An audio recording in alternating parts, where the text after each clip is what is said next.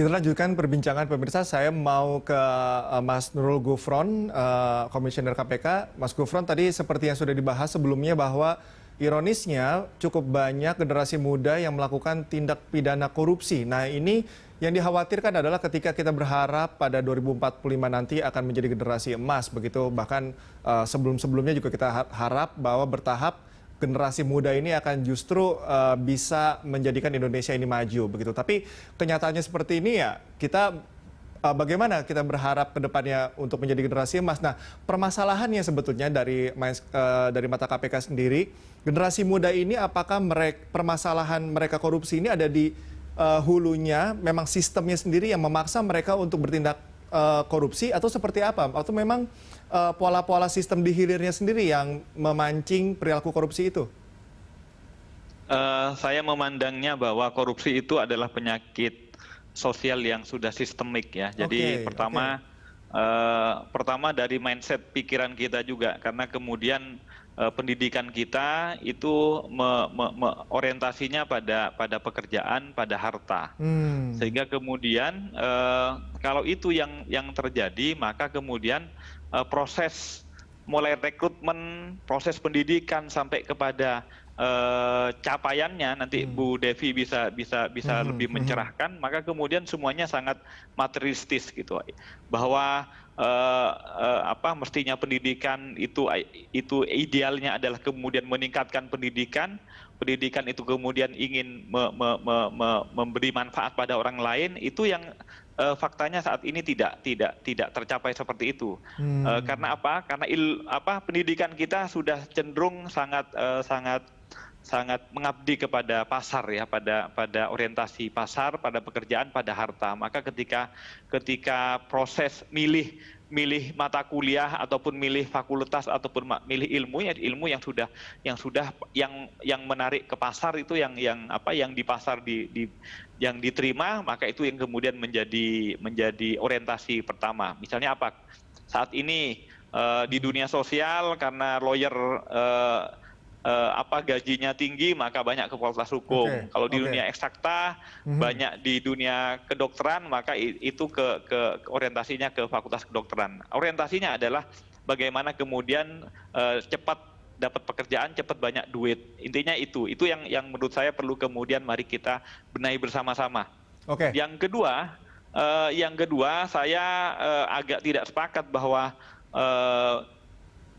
korupsi itu menjadi budaya. Itu yang sekali lagi mohon dikoreksi baik Bu Devi, karena dari masa kolonial, sebenarnya tidak masa kolonial, korupsi itu adalah penyakitnya penguasa.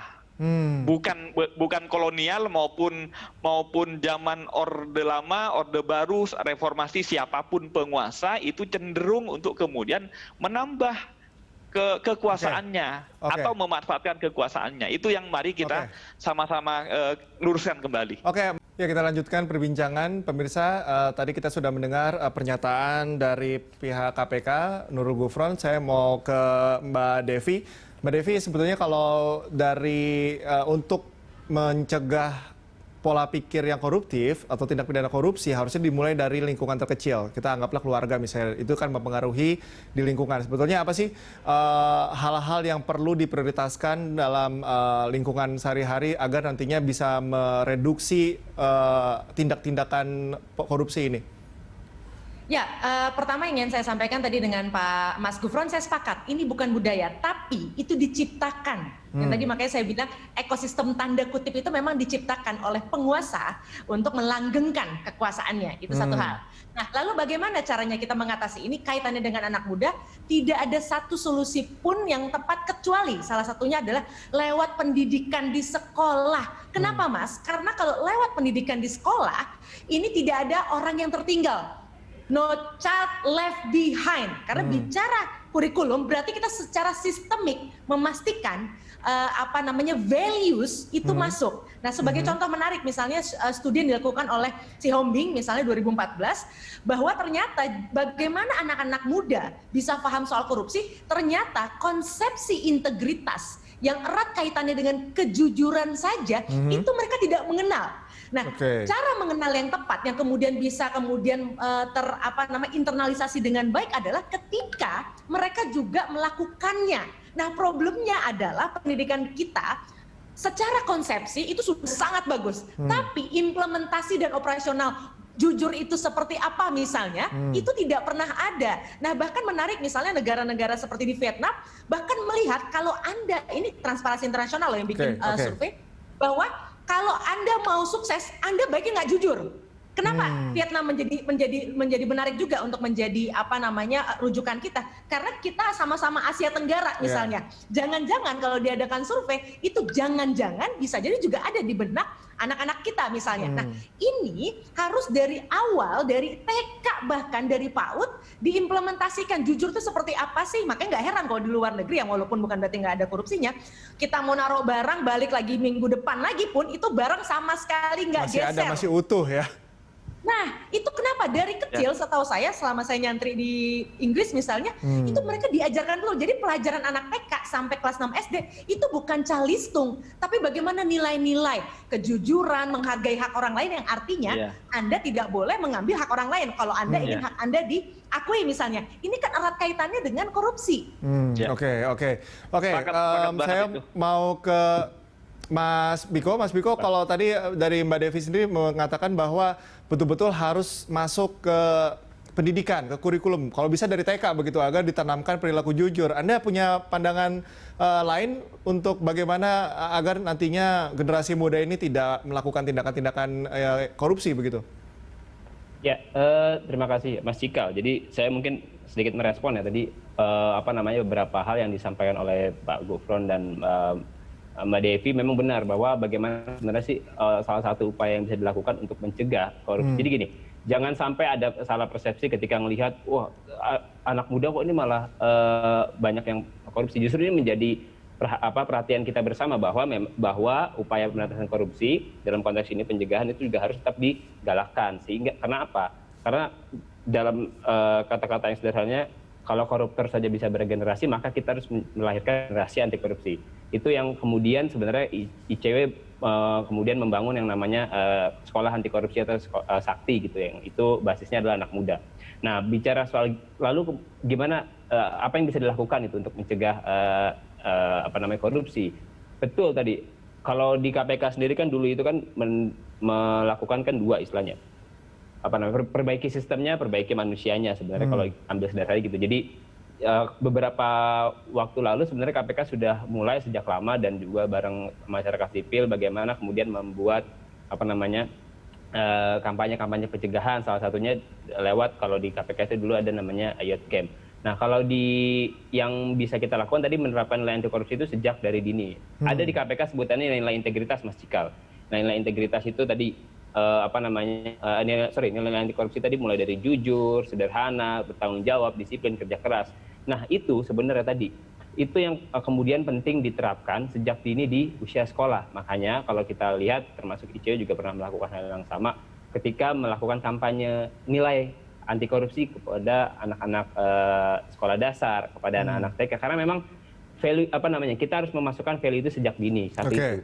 Lalu kemudian pendekatan yang kedua kan lewat keluarga, ya, itu juga bisa dilakukan. Jadi nilai-nilai anti korupsi itu seperti tadi kejujuran, mandiri, disiplin itu bisa diterapkan lewat pendekatan keluarga juga. Makanya ada konsep parenting anti korupsi yang mana itu sebenarnya sekali lagi menegakkan nilai-nilai anti korupsi kepada keluarga. Itu yang kemudian dilakukan. Nah, kalau ICW sendiri tadi salah satunya ketika bagaimana sih anak-anak generasi muda yang sekarang usianya sudah beranjak remaja seperti itu kan. Ya tadi salah satunya adalah melakukan pendidikan anti korupsi. Kalau dari kami itu mengembangkan yang namanya konsep sekolah anti korupsi. Itu sebenarnya apa sih? Ini sebenarnya model dalam tanda kutip semacam pengkaderan bagi mahasiswa, bagi anak muda untuk memahami dan mengerti apa itu korupsi dan bagaimana untuk melawannya seperti itu. Nah, itulah kemudian yang bisa kita lakukan karena apa? Karena memang tadi kita jangan sampai terkejar oleh oleh para koruptor yang kemudian itu justru malah generasi muda kita ketarik kan, sangat sayang banget gitu kalau misalkan bonus demografi tidak kita bisa manfaatkan. Dan apalagi di momentum Sumpah Pemuda ini kita perlu ingat bahwa dalam sejarah bangsa Indonesia, anak muda itu peranannya sangat penting, mulai dari kemerdekaan, mulai dari gerakan reformasi gitu, mulai dari Sumpah Pemuda itu sendiri juga, seperti itu. Oke, Mas Gufron, ini sudah ada rekomendasi tadi ya, termasuk juga dengan pendidikan anti korupsi ke sekolah. Bahkan tadi Mbak Devi mengatakan dari TK sudah harus ditanamkan pendidikan-pendidikan itu. Nah, ini bagaimana KPK menanamkan atau melakukan program-program mungkin anti korupsi sedari level sekolah misalnya. Kemudian Mas Gufron, apa jangan-jangan perilaku korupsi ini masih terus meningkat karena memang penegakan hukumnya yang dinilai masih belum membuat jera begitu. Nah, ini bagaimana sinergitas antara KPK sebagai pemberantas korupsi dan juga penegakan hukum terhadap pelaku-pelaku koruptor itu sendiri? Ya, terima kasih. Saya kasih tambahan data ini supaya teman-teman di ICW maupun Mbak Devi lebih kemudian membacanya lebih komprehensif. Jadi bukan hanya pemuda ya yang kemudian banyak koruptor, tapi juga ini yang perlu didengarkan oleh Mbak Devi. Data KPK, koruptor itu 64% adalah alumni perguruan tinggi. 64%. Nah, bahkan dari 64% itu hampir 70% di dalamnya adalah master. Nah, baru kemudian S1, baru kemudian S3. Artinya apa? Dua hal. Pemuda dan terpelajar. Mestinya logikanya semakin terpelajar itu hard skill-nya bagus, soft skill-nya juga bagus. Nah, itu fenomena. Pertama pemuda, yang kedua terpelajar. Bangsa kita itu dihantarkan oleh para pendiri bangsa kita itu tidak lebih dari sekitar 30 sarjana. Mampu mengantarkan bangsa Indonesia pada pintu kemerdekaan. Nah, faktanya kita, saya yakin sudah tidak kurang dari 30 juta. Jadi dulu 30 sarjana mengantarkan Indonesia merdeka, saat ini 30 sarjana mengakibatkan bangsa Indonesia ya seperti adanya lah yang sudah dibaca oleh teman-teman ICW. Itu apa maknanya? Itu maknanya artinya pendidikan kita ternyata Bu Devi bisa baca sendiri. Artinya dapat dikatakan gagal untuk mensejahterakan dan menghadirkan keadilan. Kenapa ini? Karena sekali lagi saya sampaikan di awal, semua ukurannya ukuran hard skill. Mampu apa dia di pikirannya, bisa apa dia di pikirannya, bisa terampil apa dia di kemampuannya. Tapi integritasnya tidak pernah dinilai. Jadi integritas itu tidak bisa hanya ada mata kuliah anti korupsi, tidak hanya ada insersi mata kuliah anti korupsi, tidak cukup. Perlu apa? Perlu tauladan. Tauladan dari siapa? Dari guru di sekolah, dari dosen dan pengelola di perguruan tinggi. Nggak cukup ada mata kuliah X ini di UI misalnya. Tapi ternyata dosen dan kemudian tata kelolanya tidak memberikan contoh integritas, tidak memberikan contoh anti plagiasi, tidak memberi contoh dan lain-lain. Atau begini, Mas Gufron, sorry saya potong. Mungkin tauladan itulah yang sudah diberikan di masa sekolah, tetapi yang spesifik terhadap tindakan korupsi itu tidak terkonsepsi dengan baik. Artinya tidak menjurus langsung ke tindakan korupsi itu sendiri. Loh enggak, sebenarnya apapun menjurus tidak menjurus kan awalnya sama. Misalnya kita antre, kita biasa kemudian tidak tega anak kita antri kemudian nyari relasi supaya bisa masuk ke depan. Kadang-kadang yang begitu-begitu. Atau ketika di perguruan tinggi, anak kita sepertinya tidak layak masuk, tapi cari channel supaya bisa masuk. Itu baru rekrutmen itu. Pada saat proses pembelajaran, kan orientasinya apa? Nilainya A. Proses pembelajarannya bisa cepat, tidak lebih dari 4 tahun. Maka apa yang caranya kemudian? Kadang datang ke dosennya supaya dapat A, ngasih bingkisan. Ya pada saat itu sih biasa ya, kadang-kadang cuma sepatu, roti dan lain-lain. Tapi itu membekas pada dirinya bahwa untuk apapun ternyata harus dengan gratifikasi, dengan suap. Itu baru proses pembelajaran. Mau ujian akhir, tanya ke Bu Devi ini. TC, skripsi, apalagi disertasi. Nah, yang begini-begini ini kemudian yang membentuk kepada alumninya bahwa saya dulu untuk lulus perguruan tinggi tidak murah, nak. Maka ketika ngomong tidak murah, berbiaya, maka kemudian ketika bekerja semua orientasinya mengembalikan modal. Kembali kepada yang Anda tanyakan tadi, jangan-jangan katanya penegakan hukumnya tidak membuat jerah. Tidak bisa. Karena bagaimana mau dijerahkan seperti apa, mau ditinggikan seperti apa, tapi kalau kemudian motifnya di dalam hatinya yang penting harus korup. Kenapa? Mau jadi bupati, mau jadi gubernur, mau jadi wali kota, semuanya berbasis biaya tinggi. Mau KPK-nya kemudian hadir di tiap wali kota, tapi motifnya di dalam hatinya, saya duduk di sini tidak gratis. Ada butuh uang 30 M. Maka kemudian ketika duduk, sudah mikirnya ngembalikan modal. Pada saat mikir ngembalikan modal, pasti yang diperjualbelikan adalah wewenang. Itu pasti korup gitu. Oke. Mbak Devi, ada tanggapan, tapi singkat padat saja supaya Mas Piko juga kebagian karena kita di segmen terakhir. Silakan Mbak Devi. Ya, tentu saja ini menjadi satu hal yang memang menarik. Artinya memang kalau bicara jangka panjang tentu saja kurikulum, tapi jangka paling cepat memang adalah keteladanan. Nah ini yang satu hal yang memang butuh waktu juga untuk breakthrough-nya, tapi saya optimis dengan teman-teman KPK, teman-teman ICW, dan saya juga salah satunya mungkin dosen-dosen yang juga harus segera melakukan refleksi diri terkait dengan apa saja yang ternyata sebenarnya itu menjadi bagian dari sesuatu yang kami tanpa sadari sebenarnya itu sudah mendorong pada penanaman nilai-nilai yang tidak positif tadi. Jadi saya sangat setuju dengan Pak Gufron, artinya bicara soal korupsi itu tidak ada satupun orang yang imun, itu yang paling penting. Oke, dari Mas Piko silakan Mas. Terima kasih. Ya, dari saya sebenarnya ingin menegaskan apa yang tadi disampaikan oleh Mbak Devi dan Pak Gufron, bahwa kadang-kadang banyak sekali anak muda yang kemudian tadi ketika harus masuk ke tempat pekerjaan tertentu harus membayar, dan kemudian pada akhirnya dia kemudian berusaha untuk mengembalikan uang tersebut dengan jalan-jalan korupsi. Jadi memang tadi Mas ada dua hal yang perlu dilakukan. Yang pertama adalah perbaiki individunya dan juga perbaiki sistemnya. Karena kalau kita dari catatan ICW itu ketika kita membuat coba melahirkan individu yang anti korupsi, tapi kemudian dalam sistem itu tidak mendukung, tidak sering banyak yang kemudian ikut terjerumus seperti itu. Ini mungkin Pak Gufron nanti bisa sampaikan, karena yang tadi Mbak Devi sampaikan gitu kan, ada di dalam teori korupsi itu paling tidak ada 3 hal. Tadi kan beberapa kan kayak misalkan ya udahlah ikut aja. Nah pertama kan tadi ketika saya ingin melamar pekerjaan terus harus membayar, terus kemudian ketika diterima saya harus kemudian mencari cara untuk mengembalikan uangnya, dan itu istilahnya dia melihat opportunity, dia melihat rasionalisasi. Ketika ada kesempatan di situ, sistemnya longgar, tidak ada pengawasan, kemudian dia merasionalisasikan bahwa itu benar, kemudian dia lakukan. Atau yang kedua, dia ada tekanan. Ketika dalam sistem yang buruk, dia kemudian mengalami tekanan, mau nggak mau dia harus bertindak korup. Nah makanya kedua hal itu yang penting dikuatkan gitu. Jadi selain dari segi individu, yang individu itu juga penting, dari perubahan sistem juga harus dilakukan gitu. Nah kenapa integritas? Nah integritas ini sebenarnya jadi kompas moral, praktikal gitu. Kompas moral ketika seseorang ingin berperilaku, ingin ingin melakukan aktivitas. Jadi ini untuk menjadi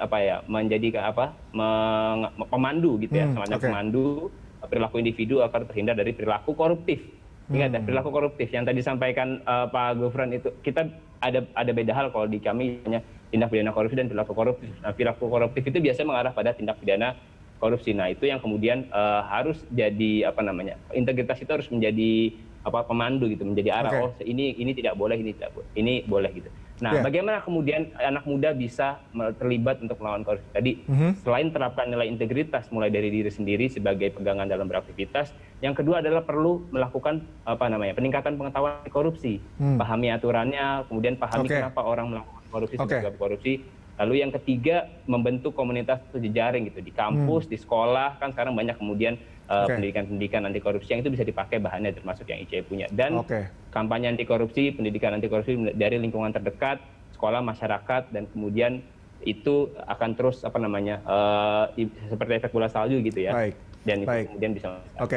Ketika sistemnya sudah baik dan mindset masyarakat juga sudah menjauhi tindak-tindakan yang memancing tindakan koruptif, tentunya perilaku-perilaku seperti siapa anak siapa, kemudian siapa punya uang berapa, ini juga sudah bisa selesai begitu ya, kita bisa lebih sehat dalam membangun negeri ini. Terima kasih ketiga narasumber saya hari ini, Mas Biko, Mas Gufron, dan juga Mbak Devi. Salam sehat semuanya.